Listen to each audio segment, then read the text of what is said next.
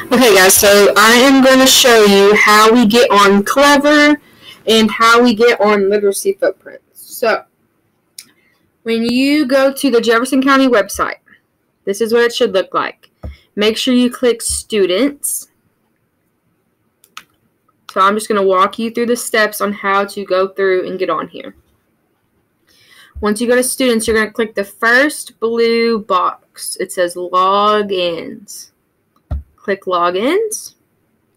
You have different logins you can do. You're going to click Clever, which is the very last login button. You're going to click that. Now, keep in mind, Miss Allen's screen is going to look a little bit different because I have a teacher version and you all will have student versions. Parents, if you're watching this, and students, if you're watching this, before you log into Clever, it might ask you to log in. Log in using Google.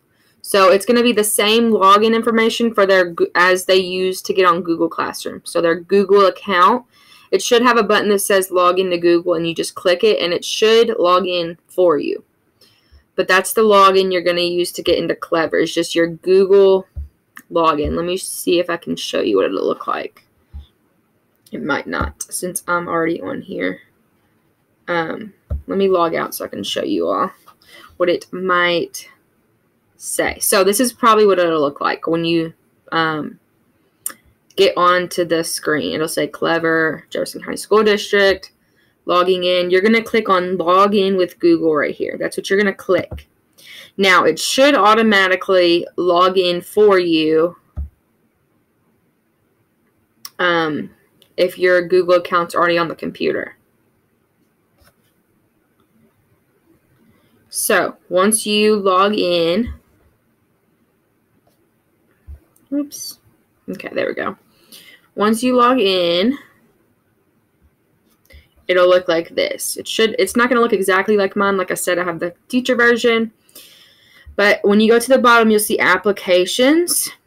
You're going to click and look for Literacy Footprints.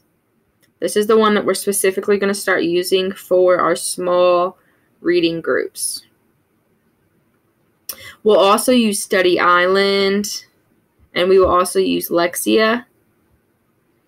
But for this video, we're going to focus on Literacy Footprints. So when you click on Literacy Footprints,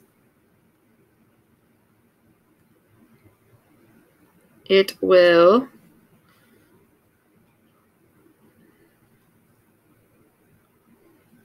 once it loads, I'll show you. Okay, so mine's going to look a little different, like I said. But once you get on here, let me act like a student really quick. So this is my version of Literacy Footprints. So like I said, theirs is going to look a little different. Let me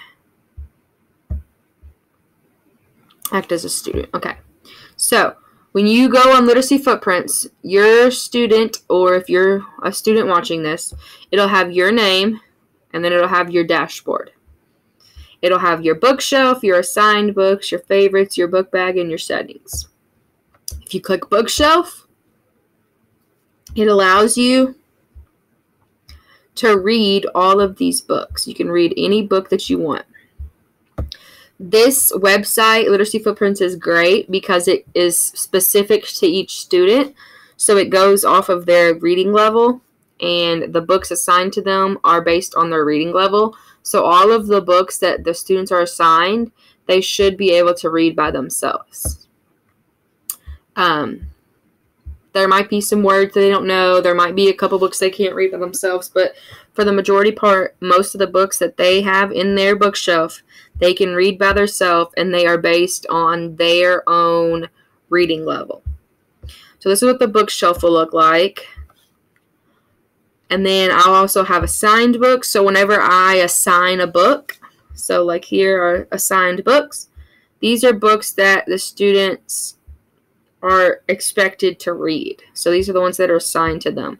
When you click on a book, it'll look like this, and you can just scroll through, and it's just like a regular book, except it's on the computer. And yeah, once they read it, they just hit Mark Read. It'll allow them to read. It'll allow you to read if you're the student watching this. It'll allow you to read it 3 times before it goes off of your bookshelf. So each book you can read up to 3 times. These books we'll start having when we do our small guided reading groups. I'll start pulling books from this website. So I may say, okay, everyone, I want you to get Daisy is Everywhere out. And they'll go to Daisy is Everywhere, and they'll go through and they will read each book.